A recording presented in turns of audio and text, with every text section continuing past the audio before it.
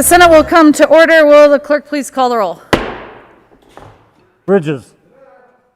Buckner. Coleman.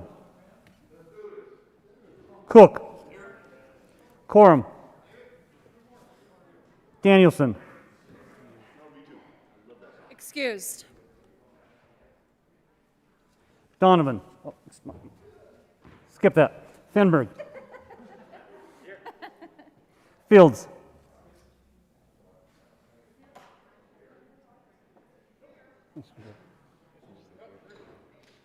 Gardner.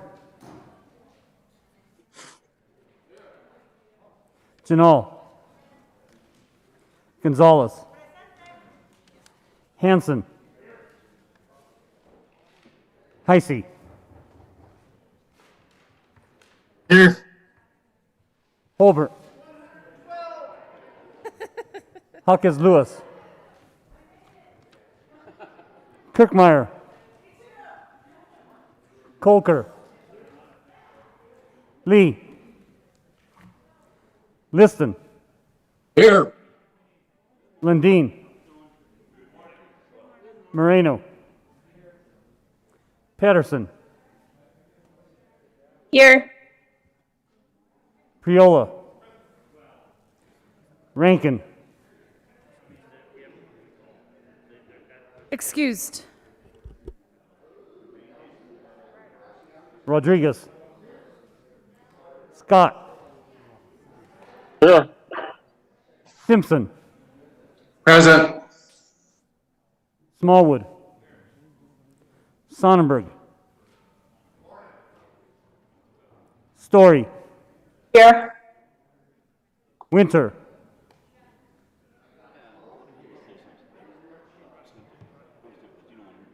Winter. Excused. Oh, let's give. Woodward. Yeah. she raised her hand, sorry. Here. Zenzinger. President Garcia. Madam President. Here. With 33 present, 0 absent, and 2 excused, we have a quorum. Senator Coleman, will you please lead us in the Pledge of Allegiance? Thank you, Madam President. Members, please stand, and guests, and join me in the Pledge of Allegiance. I pledge allegiance to the flag of the United States of America and to the republic for which it stands, one nation under God, indivisible, with liberty and justice for all. Approval of the journal, Senator Cook. Thank you, Madam President. I move the reading of the Journal of Tuesday, January 18th, 2022 be dispensed with and the Journal be approved as corrected by the Secretary. You have heard the motion. All those in favor say aye. All those opposed, no. The ayes have it, and that motion is adopted. Senate Services. January 19th, correctly printed Senate Bill 45, 46, 47, 48, 49, 50, 51, 52, 53, 54, 56, 57, 58, 59, 60, 61, 62, 63, 64, 65, correctly engrossed Senate Memorial 1, correctly enrolled SJR 1. Introduction of bills. Senate Bill 66 by Senator Woodward and Representative Van Winkle concerning the restoration of the money spent by the state during the COVID-19 pandemic for the state's unemployment insurance program. State Veterans and Military Affairs. Senate Bill 67 by Senator Lundeen and Representative Bradfield concerning the creation of a grant program to provide grants to local law enforcement agencies to provide critical incident training to the agency's peace officers. Judiciary. Senate Bill 68 by Senator Rodriguez concerning creation of a tool to provide transparency in health claims data submitted to the Colorado All-Payer Health Claims Database. Business, Labor, and Technology. Senate Bill 69 by Senator Story and Representative Froelich and McLaughlin concerning prohibiting the use of student academic majors in evaluating the performance of licensed personnel during school years in which the delivery of instruction is disputed. Education. Senate Bill 70 by Senators Bridges concerning licensed personnel performance evaluations in public schools. Education. Senate Bill 71 by Senator Woodward and Representative Van Beven concerning authorization of the use of learning pods by non-public home-based education programs. Education. Senate Bill 72 by Senators Lundeen concerning the creation of a grant program to make grant awards to homeowners who make residential space in their homes available for individuals seeking housing on a long-term rental basis. Local government. Senate Bill 73 by Senator Rankin and Representative McKean concerning alternate energy sources and in connection therewith requiring a feasibility study for the use of a small modular nuclear reactors as a source of carbon-free energy and for recycled energy, specifying the maximum nameplate capacity of a generation unit for pumped hydroelectricity. State, Veterans, and Military Affairs. Announcements.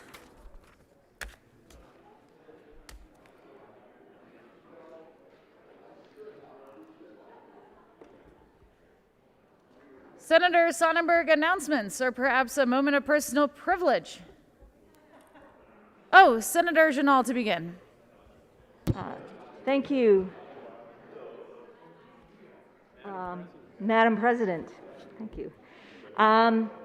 Senate, Local Government Committee, we are having a joint Senate and House Local Government Committee today upon adjournment. Old State Library, and we're starting with the Joint Budget Committee, who will be giving us a presentation on the local government allocations. So please bring the two books that you have on your desk that have to do with the budget. One's really thick and one's a little bit thinner. But anyways, that's today in the Old State Library. Upon adjournment. Thanks. Senator Zenzinger. Thank you, Madam President. Tomorrow at 1:30, the Education Committee will have our joint Education Smart Act hearing in the Old State Library. And as the good senator from Fort Collins just mentioned, please bring your budget briefing books so that we can go over that pursuant to Joint Rule 25. Thank you. Senator Lee. Thank you, Madam President Pro Tem. There will not be Judiciary Committee this week. No Judiciary Committee next week. We'll start with I know you're all disappointed. We'll start with Smart Act next week. Further announcements. Senator Sonnenberg. Thank you, Madam President. I ask for a moment of personal privilege. Granted. Members, we are very fortunate today to have special guests with us. Quite a few special guests from surrounding states, surrounding countries to help us honor the National Western Stock Show. We're thrilled to have them here with us. I'm going to introduce them to you briefly so that you understand who they are and where they are from. I'm going to ask Adrienne Schoeneman to stand up, who is Miss Rodeo South Dakota. Adrienne is the 23-year-old daughter of Chad and Misty Sharman of Aberdeen, South Dakota. She is a recent graduate of the University of Minnesota, Crookston. There, Adrienne attained a bachelor's degree in equine science, equine business management. When she was not in the classroom, you would find her in the arena, participating in UMC's IHSA equestrian team and the NCAA Western team. Prior to attending Crookston, she attended rodeoed and showed horses for Colby Community College in Colby, Kansas. These experiences are driving a factor towards her future and ambitions of becoming a collegiate equestrian coach. She enjoys sharing her love and passion for the Western lifestyle through the promotion of rodeo and agriculture. Adrienne's platform is entitled Mentoring Matters. She believes that there is responsibility to mentor and educate not only youth, but everyone on agricultural practices and sport of rodeo. Please welcome Adrienne to the chamber. Emma, if you would please stand. Miss Rodeo, Iowa, Emma Bear, reigning from Keswick, Iowa. I am Emma Bear, Miss Rodeo, Iowa 2022. I received my bachelor's degree December of 2019 in communication sciences and disorders. I will obtain my master's degree in speech language pathology in December of 2021 from the University of Northern Iowa. From a young age, rodeo has always been a part of my life. My siblings and I grew up competing in youth rodeo associations, the Iowa Junior High School Rodeo Association and the Iowa High School Rodeo Association, where I took many trips to compete at the national level. Outside of the rodeo arena, you can find me showing Percheron draft horses, raising cattle, and spending time on my family farm. I am ecstatic to serve as Miss Rodeo Iowa 2022 while being an educator and advocate for the sport of rodeo. As Miss Rodeo Iowa, I will spend my year promoting, educating, advocating for the Professional Rodeo Cowboy Association, Western Heritage, in the state of Iowa. Our time on this planet isn't long, but our impact can last forever. Welcome, Emma Bear.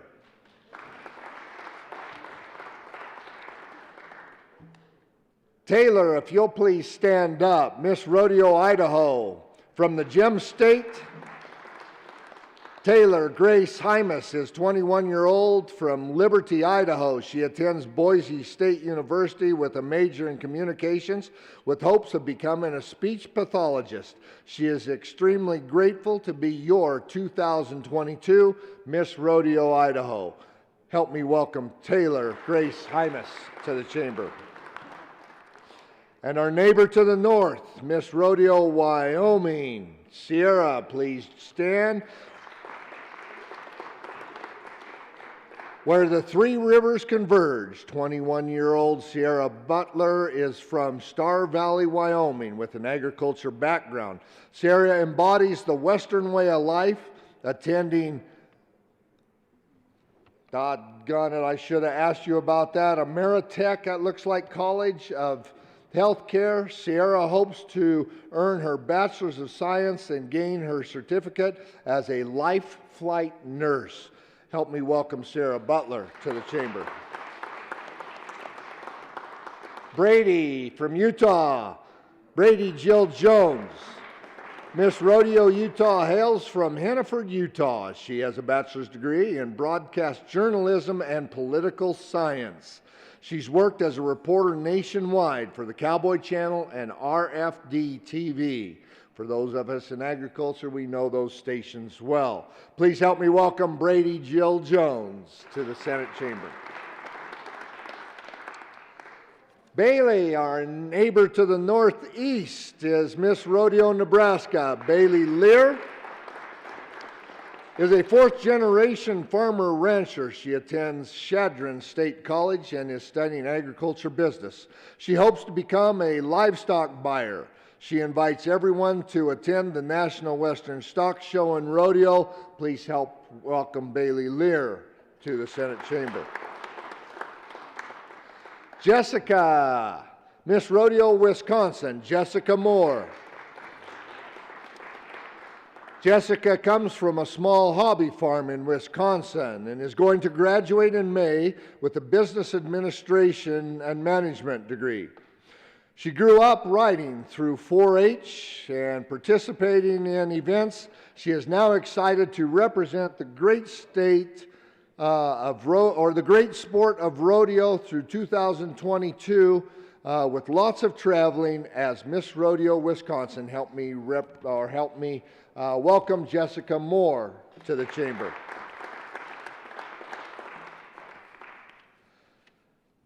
Ashley. Ladies and gentlemen, it's Miss Rodeo, Colorado, Ashley Baller. Ashley's 25 years old, from Parker, Colorado, the center of the universe, according to the minority leader.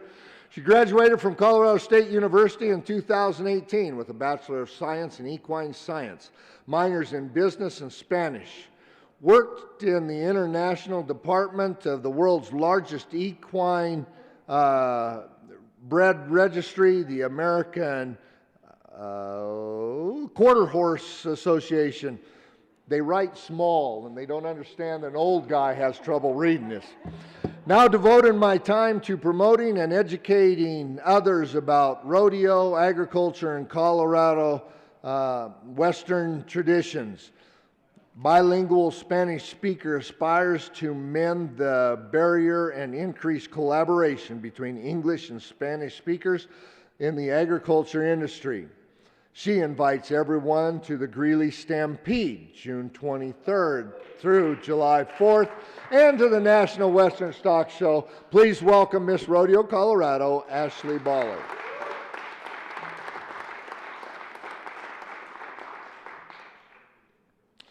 Jaden. Ladies and gentlemen, welcome Miss Jaden Calvert, Miss Rodeo Canada, here today with us. All the way from the Wild Rose province of Alberta, Jaden Calvert is proud to be the 2022 Miss Rodeo Canada. This 23-year-old cowgirl has a bachelor's degree in agriculture and calls the MT Bar Ranch home, where her family raises Canadian Speckled Park cattle. She is thrilled to be in Denver representing her country at the National Western Stock Show. Please welcome Jaden Calvert, Miss Rodeo Canada. And last but not least, many of you saw her in here 2 years ago as Miss Rodeo Colorado. Haley Fredrickson is now Miss Rodeo America 2022. Haley was crowned Miss Rodeo America in 2022 on December 5th, just last month, at the South Point Hotel in Las Vegas, Nevada. With family roots in ranching, Haley is a first-generation college graduate from Colorado State University, where she earned a Bachelor of Science in Animal Science and minor in Agriculture Business. Following her reign as Miss Rodeo America in 2022, she plans to obtain a Master's in Agriculture Communications and use her ambition and passion to continue her work as an advocate. That's, you don't get to see that, but it's hashtag AGVOCUT. Absolutely wonderful. Prior to being selected as Miss Rodeo America, the 24-year-old daughter of Trevin and Megan Fredrickson represented the Centennial State as Miss Rodeo Colorado 2020 to 2021. Haley enjoys riding horses, barrel racing, breakaway roping, and dancing. During her reign as the official representative of the Professional Rodeo Cowboys Association, Haley will travel around 150,000 miles and appear at nearly 100 rodeo performances, as well as making appearances at schools, civic groups, and other special events in order to educate the public and create awareness about the sport of rodeo, its sponsors, and its opportunities. Haley will also serve as a spokesperson at a variety of promotional events and model in commercial advertisements for Western clothiers, publications, sponsors, and other services provided to the Western industry. Ladies and gentlemen, welcome Miss Rodeo America, Haley Fredrickson. Ladies, if you'll all stand up so we can greet you one more time. Ladies and gentlemen, these are our advocates for agriculture, and I couldn't be prouder to have them in the chamber with us today. As you know, and you've heard me say for a number of years, agriculture, the second largest industry in this state, is vital to the survival of this state. And they are people that are prepared to advocate on our behalf, on agriculture's behalf, and carry that tradition. Now, many of you will want pictures with them. I understand that. They can't take their masks off here, so they're going to go outside and go to the rotunda. And if you want a picture with them and be in a group picture or picture with them, then they can pull the mask down so you can actually see these lovely ladies' actual faces. With that, one more time, thank you for being here. Thank you, Madam President. And I would just like to add my thanks to all of you for being such incredible advocates for the Western way of life. We really appreciate the miles that you ladies put on those trucks on behalf of all of us. Thank you for being here. I think we have one more announcement. I missed recognizing Senator Story earlier. Thank you, Madam President, and this is a hard act to follow. But I just wanted to announce that tomorrow morning at 8:15, the Capital Development Committee will be meeting in Senate Committee Room 357. So look forward to seeing my colleagues there on committee and anyone else who chooses to join us. Thank you. Further announcements? Majority Leader Fenberg. Thank you, Madam President. Members, we do have some bills to read across, so we will be recessing. You do not need to be here. You can join us if you'd like. However, I do want to make one announcement before we all leave this chamber,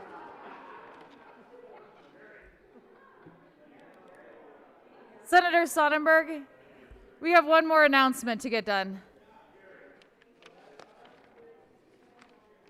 We have one more. so Senator members, Quorum, one more announcement.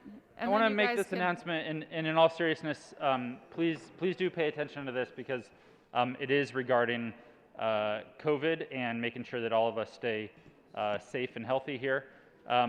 Want to remind folks that the official policy is that we are following CDC guidance and guidelines when it comes to if someone tests positive and what you should do to protect yourself and others around you. So please review that. Admittedly, it has changed a few times, so it's a little confusing. So review it if you can. But I just want to remind folks, because there has been some confusion, people have asked questions, and we've discussed it a little bit one-on-one, but wanted folks to remember that the guidance is that if you test positive for COVID-19 or have symptoms, you should stay home for at least 5 days. That's the guidance. And in calculating that, the day you start having symptoms or test positive is day 0. The next day is day 1, is how they calculate it. So the ask is not just that you follow the guidance, but you just follow common sense. And if you're still feeling sick, if you are unsure if it is day 5 or if it is day 4 or day 6, give it another day. Just out of an abundance of caution, please do just do what you can to protect others in this chamber and in this building. Obviously, we have had several folks out, and everybody's situation is different, and that is your own issue to deal with. But I just want to make sure that we are clear that the guidance is the current CDC guidance. And if you need it, we can provide it to you, but it's pretty easy to find online. If you do test positive or have those symptoms, the process for ending isolation again after 5 full days if you are fever-free for 24 hours and if your symptoms are improving. If you had severe COVID, meaning it was very serious, the guidance says that you should isolate for 10 days. So obviously consult your doctor, do what feels appropriate based on your current health situation. If you did test positive or if you had symptoms and you are coming back because you have followed the guidance still says that you should wear a mask for 10 full days if you are around others, especially if you are around others that are high risk. Some of us are high risk in this building and in this chamber. So please think about your colleagues. We obviously don't have full agendas this early in session. So if you get it, if you aren't feeling well, even if you tested negative and you're not sure, stay home. That's why we have the remote option. You're probably not missing a lot these first week or two anyways. So do what you can to keep yourself and others safe, and we appreciate you paying attention to that. And if you have questions, this is not, there is no politics when it comes to this. This is about keeping people safe, so ask us. We'll have a conversation about what is appropriate, help you with the guidance, make sure that we're following best protocol to keep everybody safe. Thanks. Minority Leader Holbert. Thank you, Madam President. I wanted to come up and just support the Majority Leader. This is not a partisan perspective. For those who are participating remotely, thank you for letting the President, the Majority Leader, and myself know, also the Secretary. There's been, I think, general understanding of how that works.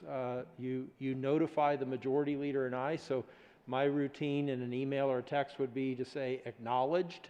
I can't approve it. That's up to the President, but thank you, President Garcia and Madam President, for being flexible with members. We know that we have members participating remotely, and for whatever reason, that's okay. If you test positive and you don't have symptoms, or you test negative and you do have symptoms, stay home. There are false positives, false negatives. I'm not a scientist, I'm not a doctor, but whether you have a test that shows positive or you have those symptoms, please do what's right for you, your family, and the group all of us here, members, staff, everybody at the Capitol, that thus far has not been questioned. And I just want to give a shout out to the President and Majority Leader. I've not seen anything become political in those notifications, and I just want to say thank you. I think it's working well. So whether you have a positive test or symptoms, please take care and let us know. And I think this is something we can all agree upon. Thank you, Madam President. Majority Leader Finberg. Thank you, Madam President. Before we recess, just thank you, Mr. Minority Leader, for that. Just want to let folks know we do have tests. So if you need more tests, let us know. Obviously, they are becoming hopefully more available for folks. We do have some for the General Assembly to make sure that we are staying safe and protecting the public and folks who come in to visit with us. So please let us know. You can let Mindy in my office know if you need another test. I believe some were sent to everybody. The other thing I wanted to mention is just because you are remote does not imply you have COVID or people need to stay away or anything like that. The guidelines, the Senate guidelines, also allow for remote participation if you feel like your health is at risk or if someone in your house maybe is at high risk.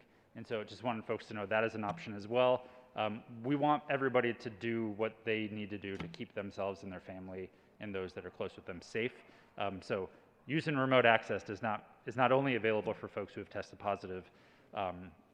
There are other reasons, and we are being very open and forgiving when it comes to remote access because we want to keep people safe in this time, but still continue to do the important work that we have to do. Madam President, I think that's all we've got for now. We do have some bills, but you don't need to be here, so I move that the Senate recess until 10 a.m. today. You have heard the motion. Seeing no objection, the Senate will stand in recess until 10:00.